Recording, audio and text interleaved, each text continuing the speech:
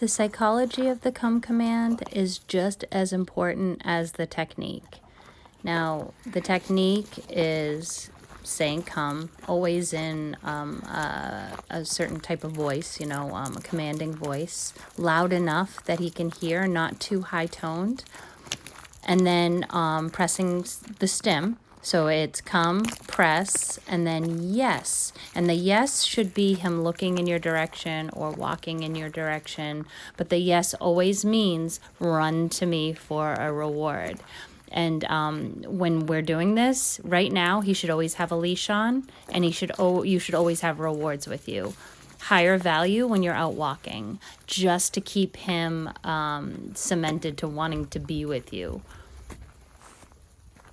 Now, the psychology part is getting him to want to be with you.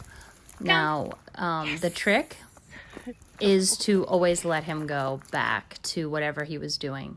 So you're calling him, you're rewarding him, and then he can go back to what he was sniffing, go back to whatever he wanted to do. Now, obviously, there's going to be times when we have to put him on leash, where we have to put him in the house, or we have to, do something with him.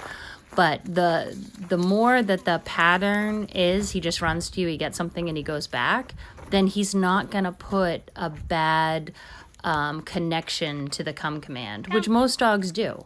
So we are always happy when we call him.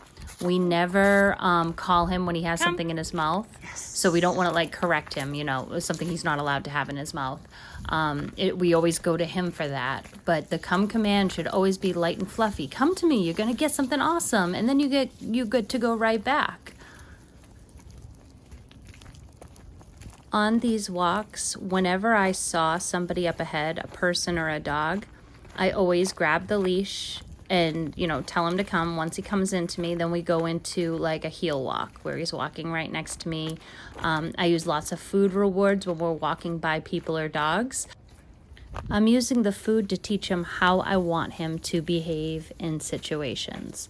So when the people or the dogs would walk by, I'd have him focusing on me. I'd keep rewarding him.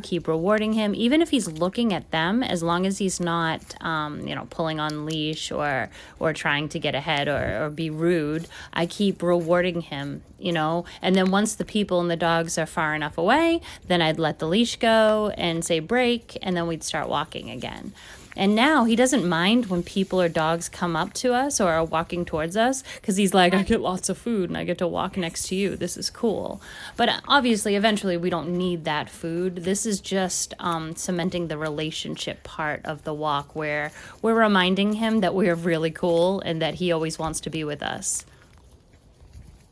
It's also really important for him to not think that every dog or person wants to be approached, because in these woods here that we're walking, there's a lot of people just walking, and they hate when dogs approach them.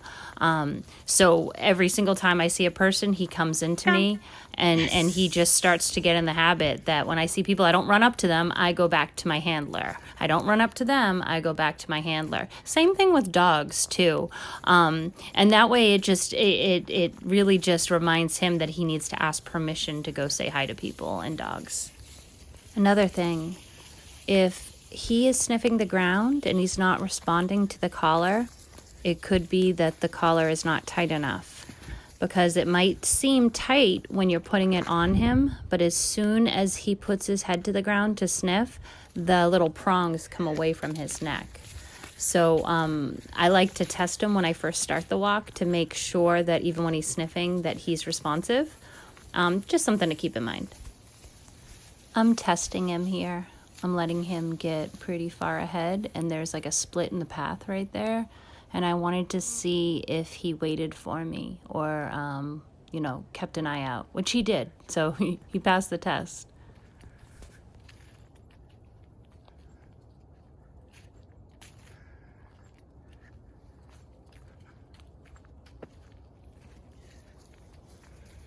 Good boy.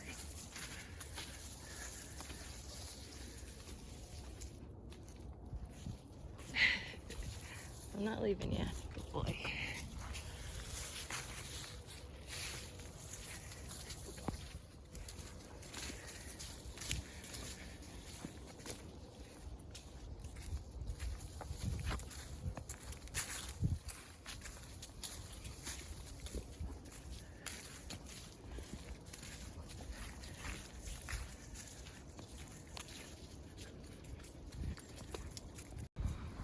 I'm light on the stim when he's playing with another dog. It's never a good idea to get too heavy-handed with the stim if he's not listening. So, for example, if he was playing really crazy and he wasn't listening, and I pressed the stim and said come, and he wasn't paying attention, I would grab the leash and pull him into me. Mav, come. Yes. Good boy. Dex, leave him. Go boy. Like right there, I didn't boy. press the stim because that wasn't him. That was the other dog annoying him. He really was trying. And I don't want him to think that every time that he's playing with the dog that he gets agitated by the stim. That's why it's really important to practice all the time for these situations when you do have to use the stim to call him, so he's used to feeling that feeling while he's distracted by something. Come. Yes. Good boy. Good boy.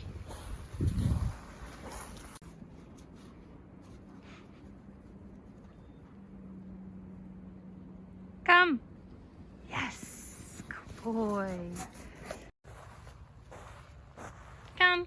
Yes. Oh, yeah. Mav, come.